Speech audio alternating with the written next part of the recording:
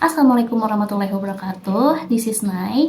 Halo teman-teman semuanya. Mungkin banyak dari kalian yang pernah mempertanyakan kapan ya aku menikah atau kapan waktu yang tepat untuk aku menikah. Nah, di sini aku mau sharing seputar pemikiran-pemikiran yang aku punya sampai akhirnya aku memutuskan, oke, aku akan menikah. Tapi disclaimer dulu, bukan berarti kalian harus memiliki pemikiran-pemikiran ini terlebih dahulu baru memutuskan untuk menikah. Ini hanya perjalananku saja, karena kan setiap orang tuh punya pertimbangan masing-masing dan juga punya perjalanan masing-masing. Yang pertama adalah ketika aku sudah mengerti bahwa menikah itu bukan hanya romantisme, bukan hanya senang-senang, tetapi akan selalu ada ujian atau tantangan, bahkan masalah. Nah, yang aku pikirkan adalah bukan soal menikah atau tidak menikah, tetapi sepanjang perjalanan hidup ini kita pasti dihadapkan dengan ujian, tantangan, dan masalah gitu. Jadi saat itu aku sudah mengerti bahwasannya menikah atau tidak, masalah itu akan selalu ada. Jadi aku tidak membayangkan, oh aku akan menikah bahagia-bahagia, romantisme, dan tidak akan menghadapi kesulitan gitu. Yang kedua, aku sudah merasa butuh untuk menikah secara lahir dan batin. Jadi aku merasa butuh sosok teman hidup yang bisa sharing dalam waktu yang lebih panjang, lebih lama, lebih tiba-tiba, dan saling menasehati gitu. Karena menurut aku kalau hubungan suami istri kan private ya, jadi insya Allah kita bisa lebih saling menasehati dibanding dengan orang lain. Mungkin kalau sama orang lain ada sedikit perasaan canggung atau takut ini, takut itu. Nah, kalau misalkan suami istri, menurutku itu lebih lebih gak canggung gitu untuk saling menasehati satu sama lain. Nah, selain itu aku juga merasa butuh untuk dinafkahi secara finansial juga, karena waktu itu aku berada di kondisi yang aku merasa sepertinya akan lebih tercukupi aja gitu kalau udah ada provider. Nah, jadi waktu itu aku merasa butuh untuk di-provide baik secara lahir maupun batin, secara mental, secara finansial gitu. Makanya di situ aku mulai berpikir sebenarnya inilah waktunya aku sudah membutuhkan suatu ikatan pernikahan atau hubungan pernikahan. Yang ketiga, aku merasa sudah cukup selesai dengan diri sendiri. Nah, jadi perjalanan aku dari waktu aku kecil, aku SD, SMP, SMA, aku sudah merasa menuruti kemauan dan perintah orang tuaku. Kayaknya aku merasa kayak gitu dimulai dari sejak pemilihan sekolah. Nah, SMP yang aku duduki itu bukan SMP yang aku inginkan. Begitu juga dengan SMA. Sebenarnya aku pengen sekolah di tempat yang lain, tapi karena permintaan orang tuaku, jadi aku memutuskan untuk menuruti permintaan orang tuaku, yaitu bersekolah di sekolah yang beliau pilihkan. Gitu. Sebenarnya aku punya pilihan yang lain. Selain itu, di aspek yang lainnya juga aku sangat-sangat penurut. Misalkan orang tuaku melarang aku untuk naik motor sama teman, kemudian aku tuh selalu izin kalau main kemana-mana. Nah, ketika orang tua aku tidak mengizinkan, aku tidak berangkat. Aku bukan tipikal yang berbohong atau oh ya udahlah berangkat aja tanpa izin orang tua. Enggak. Jadi banyak hal yang menurut aku sejauh ini aku sudah sangat-sangat penurut ke orang tua aku. Nah, di masa kuliah itu sebaliknya aku mengikuti apa yang aku inginkan. Gitu. Aku pengen tinggal di mana, aku mau sekolah di mana, jurusan apa, itu full keputusan aku. Aku mau main sama siapa, jam berapa, itu benar-benar keputusan aku. Main malam-malam atau misalkan pindah kosan, itu semua adalah keputusan aku. Mungkin aku runtut supaya lebih terbayang, jadi orang tua aku itu tidak mengizinkan aku untuk berkuliah di luar kota, tetapi aku tetap daftar. Terus juga sempat orang tua aku meminta aku untuk gap year, tapi aku terabas karena aku nggak mau gap year. Selain itu aku juga milih jurusan sendiri, daftar sendiri, memilih kosan sendiri, bahkan aku berkali-kali pindah kosan, dan itu adalah keputusan diriku sendiri. Meskipun orang tua aku kayak, aduh kamu nggak capek apa pindah-pindah kosan, tapi aku mulai memutuskan secara mandiri gitu, pilihan-pilihan hidup aku. Selain itu, aku juga sempat ada masa-masa PKL. Nah, itu orang tuaku tidak mengizinkan aku untuk pergi jauh-jauh, tapi aku bertekad untuk tinggal di kota yang lumayan jauh dari kota asal aku. Nah, jadi aku merasa waktu kuliah itu benar-benar mengikuti kemauan aku. Keputusan-keputusan itu berdasarkan pemikiran aku sendiri, dan aku sering hampir nggak pernah izin kayaknya kalau main keluar, main sama teman-teman, atau ngerjain tugas di kafe sampai malam. Jadi full semasa kuliah itu jalan hidup aku diisi dengan keputusan-keputusan yang aku pilih sendiri tanpa campur tangan orang tua aku.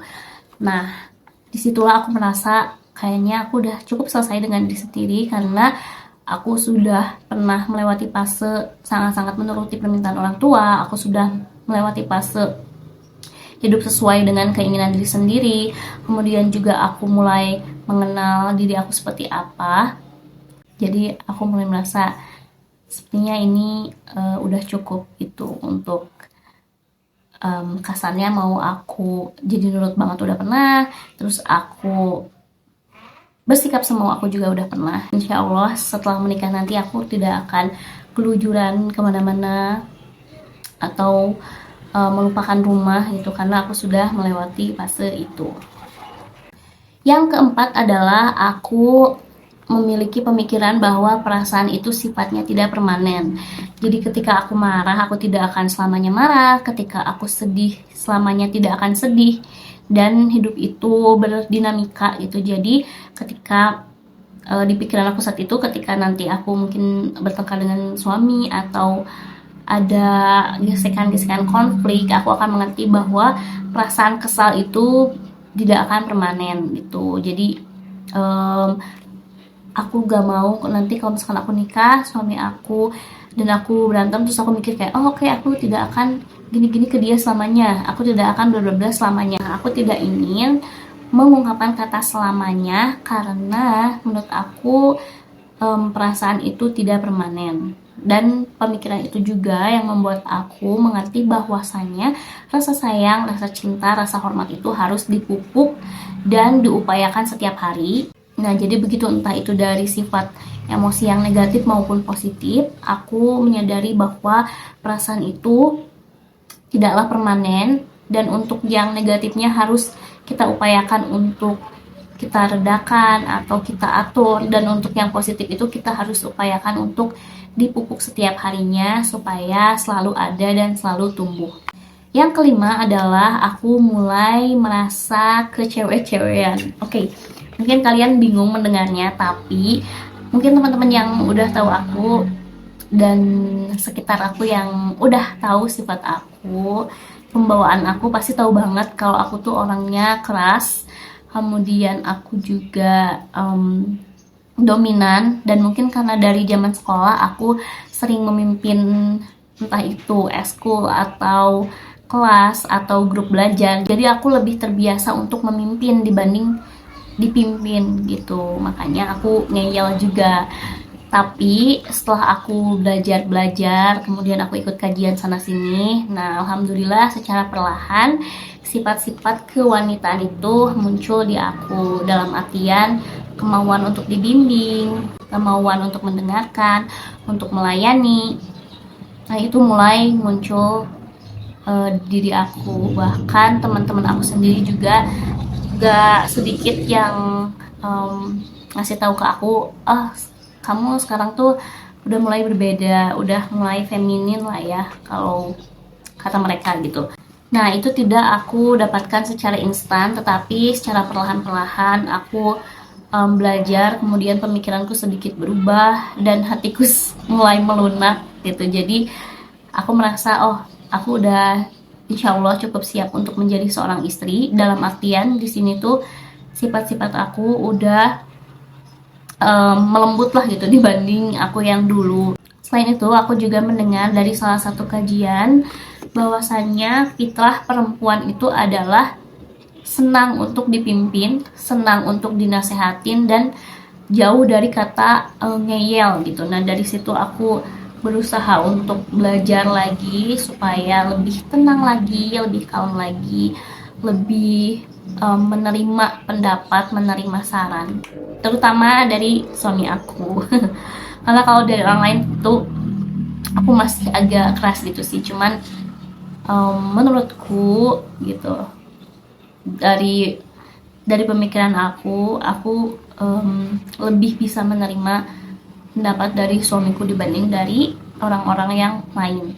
Yang selanjutnya adalah sudah dinilai siap oleh orang tua. Jadi aku sempat ngobrol dengan guruku, dan guruku itu bilang kalau aku sudah cukup untuk menikah, seperti itu. Nah, waktu itu sebenarnya calonnya belum ada, tapi dari sisi guru aku melihat bahwasanya aku sudah cukup kok untuk menikah gitu. Tetapi aku tidak hanya mengandalkan itu saja, aku juga bertanya kepada orang tuaku, bahkan kepada teman-teman terdekatku. Nah, orang tuaku juga sudah merestui dan mengharapkan pernikahan untuk putri bungsunya, yaitu aku. Dan aku juga nanya ke teman aku, menurut kamu kalau aku menikah, pendapat kamu seperti apa? Tapi teman di sini itu bukan teman yang kenalnya masih baru-baru atau teman yang gak terlalu dekat sama aku, tetapi teman yang aku minta pendapat adalah teman yang tahu betul aku dari zaman aku SMP sampai aku sekarang bahkan, dan teman-teman yang sering berkomunikasi dengan aku, sering curhat sama aku. Nah, aku minta pendapat mereka, dan pendapat-pendapat mereka tuh dengan aku yang sekarang, maksudnya dengan aku yang saat itu, dinilai sudah cukup gitu. Kecuali aku yang dulu-dulu katanya masih belum. Tapi kalau misalkan di saat itu aku tanya, itu sudah cukup. Mungkin karena tadi yang aku jelaskan atau sempat aku singgung bahwasanya aku sudah mulai bersifat lebih perempuan dibanding sebelumnya. Tapi bukan berarti kalian yang dominan atau yang keras belum tentu gak siap nikah ya. Itu kan tergantung pertimbangan masing-masing, tergantung pasangan masing-masing. Jadi ya ini hanya pandangan aku aja dan teman-temanku aja. Yang terakhir adalah aku sudah menemukan calon yang insya Allah bertanggung jawab. Nah, disitulah aku istiqoroh dulu tentunya. Tapi titik puncak aku berpikir akan menikah adalah di situ, ketika aku menemukan calon yang sudah dirasa cocok gitu. Nah, tahu cocoknya dari mana? Yang pertama tentunya aku istikharah dulu. Dan setelah aku istikharah, aku meminta pendapat dari orang tuaku, dari keluargaku, dan kemudian aku merenungkannya sendiri. Nah, jadi aku meminta pendapat kepada orang tuaku dan juga kakak-kakak aku yang kebetulan sangat mengenal calon suamiku. Jadi calon suamiku ini bukan orang yang tiba-tiba atau orang yang asing atau stranger gitu. Beliau ini berada di jangkauan keluarga aku, jadi sudah berinteraksi lama. Nah, makanya keluarga aku juga udah tahu orang itu seperti apa. Nah, setelah istikharah itu, yang sampai ke telingaku alhamdulillah adalah banyak yang positif gitu, lebih banyak yang positif. Beberapa sifat yang aku merasa aku butuhkan tuh ada di diri beliau. Contohnya adalah yang pertama, bakti kepada orang tua, dan itu dikonfirmasi tidak hanya oleh 1-2 orang dan juga banyak buktinya. Kemudian yang selanjutnya adalah dermawan, dan yang ketiga setelah kita diskusi juga kita banyak menyetujui hal yang sama, menyayangi orang tua. Aku sangat-sangat suka dengan lelaki yang inisiatif untuk memberikan dukungan baik materi maupun dukungan emosional kepada orang tua. Mungkin sebagian orang merasa itu kan apa namanya, sandwich generation gitu, itu kan merugikan dan sebagainya. Tetapi untuk pendapat dan pandanganku pribadi, aku lebih suka laki-laki yang seperti itu. Dan aku tidak keberatan ketika pasanganku memberikan materi kepada orang tuanya. Justru aku senang gitu. Yang penting sama-sama tercukupi lah gitu. Aku itu suka dengan orang yang dermawan. Kenapa? Karena aku juga suka berbagi. Kalau aku berdampingan dengan orang yang pelit ke orang lain, itu akan sangat-sangat tidak nyaman karena kebaikan aku itu akan membuat dia tidak suka atau merasa merugikan gitu. Beda kalau misalkan kita sama-sama saling berbagi. Ketika dia berbagi, aku tidak masalah, begitupun sebaliknya. Aku prefer lelaki yang merantau karena menurut aku at least kalau merantau itu pasti mandiri gitu. Menurut aku ya. Karena aku juga mengalami masa-masa merantau gitu. Dan aku juga mengobservasi atau aku memperhatikan lelaki-lelaki di sekitar yang merantau dan tidak merantau yang aku kenal. Menurut aku kualitas orang merantau itu lebih cocok untuk diri aku. Sesederhana kemampuan dia dalam kehidupan sehari-hari seperti memasak nasi atau memasak mie atau masang galon, masang gas, bayar listrik atau masukin token listrik. Nah, karena aku menemukan beberapa lelaki yang disediakan oleh orang tuanya dan tidak bisa melakukan hal tersebut, sedangkan aku sebagai perempuan pasti nanti di rumah tangga tuh apa-apa suami gitu. Jadi aku pengen dia udah mengerti kalau rumah, misalkan kalau toilet kotor itu udah saatnya dibersihkan, kalau jemuran itu harus dijahit dan sebagainya. Pokoknya teknis dalam berumah tangga aku merasa lebih cocok dengan rantau.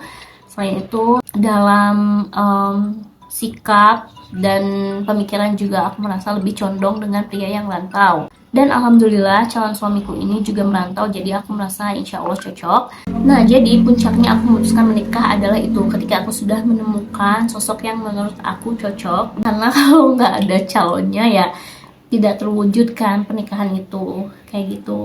Nah, itu tadi sharing aku seputar pemikiran-pemikiran yang aku punya sebelum aku memutuskan untuk menikah. Tapi sekali lagi, bukan berarti kalian harus memiliki pemikiran yang sama terlebih dahulu dengan aku, baru kalian memutuskan untuk menikah. Enggak, karena sekali lagi kita semua memiliki pandangan, pemikiran, dan perjalanan masing-masing. Jadi itu hanya sekedar aku sharing aja.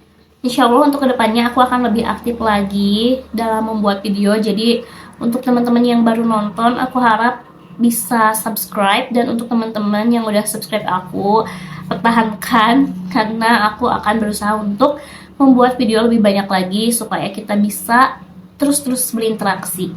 Teman-teman juga bisa berinteraksi dengan aku lewat Instagram, di follow aja. Terima kasih semuanya, thank you for watching. Wassalamualaikum warahmatullahi wabarakatuh. Bye bye.